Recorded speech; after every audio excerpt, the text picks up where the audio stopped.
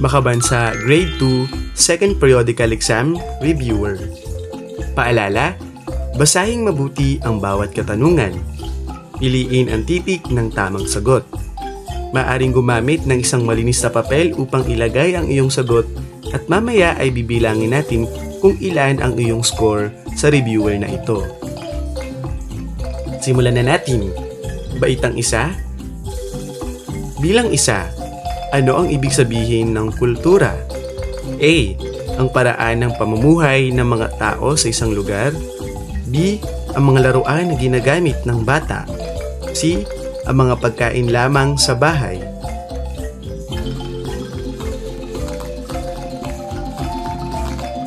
Tamang sagot, letter A. Ikalawang bilang. Saan nakikita ang kultura ng isang lugar? A. Sa paraan ng pamumuhay, pananamit at paniniwala ng mga tao. B. Sa mga bundok at ilog. C. Sa mga hayop sa kagubatan.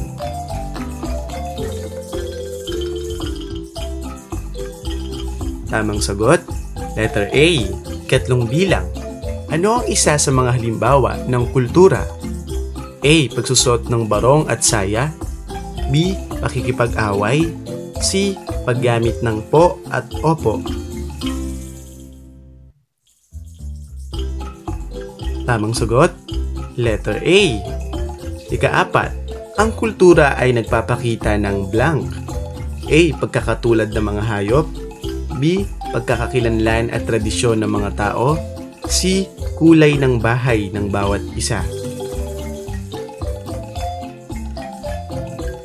Tamang sagot, letter B. Ikalimang bilang. Bakit mahalagang maunawaan ang kultura? A. Upang matutunan nating igalang at pahalagahan ang ating pinagmulan. B. Para lamang may pagyabang. C. Para gayahin ng iba.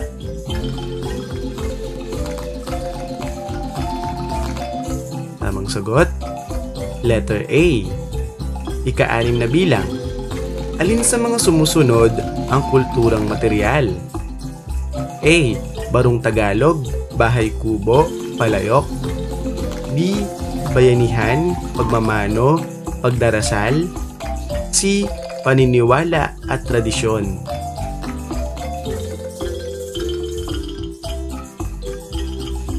Tamang sagot, letter A. Ikapitong bilang. Alin sa mga sumusunod ang kulturang di material?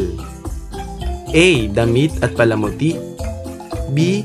Paggalang, pagmamahal at pananalig sa Diyos. Letter C. Bahay at kasangkapan.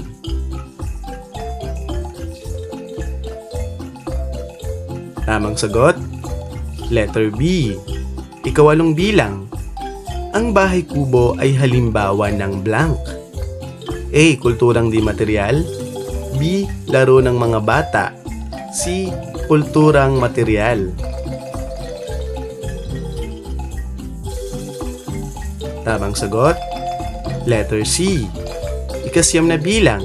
Ang pagmamano sa matatanda ay halimbawa ng blank. A. Kulturang material. B. Kulturang di material. C. Larong pambata.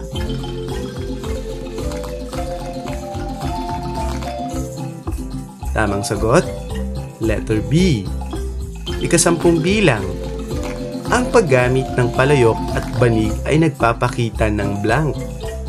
A. Katamaran. B. Kulturang material. C. Di paggalang.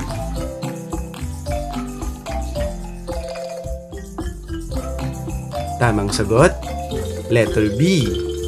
Ikalabing isang bilang. Paano nakatutulong ang kultura sa pagkakakilanlan ng tao? A. Ipinapakita nito kung saan at paano siya namumuhay. B. Ginagamit lang kapag piyesta.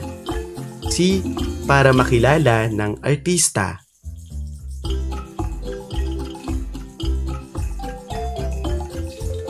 Tamang sagot, letter A. Ikalabindalawang bilang. Ang kultura ay nagbibigay sa atin ng blank. A. Trabaho. B. Pagkakakilanlan bilang Pilipino. C. Laruan.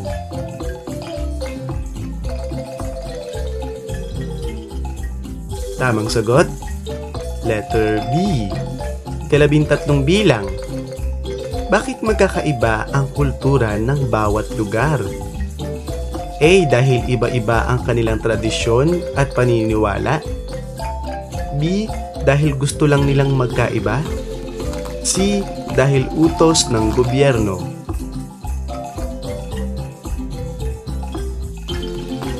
Tamang sagot, letter A.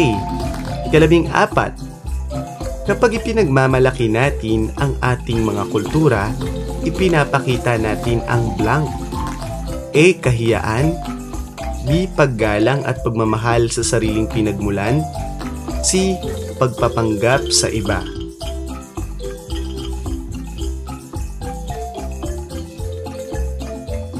Tamang sagot, letter B. 15 bilang. Ang pagkakaroon ng sariling kultura ay nangangahulugan ng blank. A. Pagkakaroon ng sariling pagkakakilanlan. B. Paggaya sa ibang bansa. C. Paglimot sa tradisyon. Tamang sagot, letter A. 16. Paano mo may papakita ang pagpapahalaga sa kulturang Pilipino? A. Iwasan ito. B. Kalimutan na lang. C. Gamitin at ipagmalaki ito.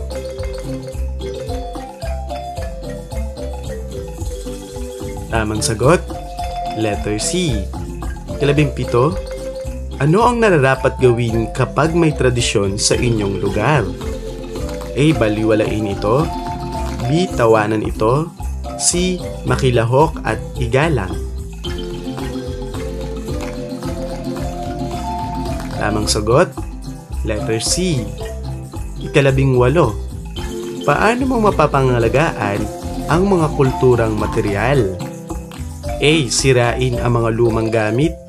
B. Ingatan at huwag basta itapon. C. Pabayaan lang sa ulan.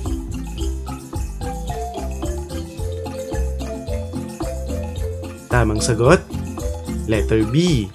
19. Bakit dapat igalang ang kulturang di material ng iba? A. Dahil nagpapakita ito ng respeto at pag-unawa. B. Dahil gusto lang nating sumikat. C. Dahil uso ito.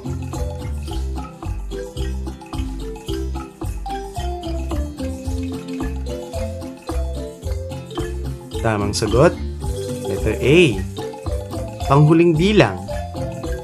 Ano ang mangyayari kung pahalagahan natin ang ating kultura? A. Mawawala ang ating tradisyon. B. Hindi tayo kikilalanin ng iba. C. Mas magiging maipagmamalaki natin ang ating pagkatao bilang Pilipino.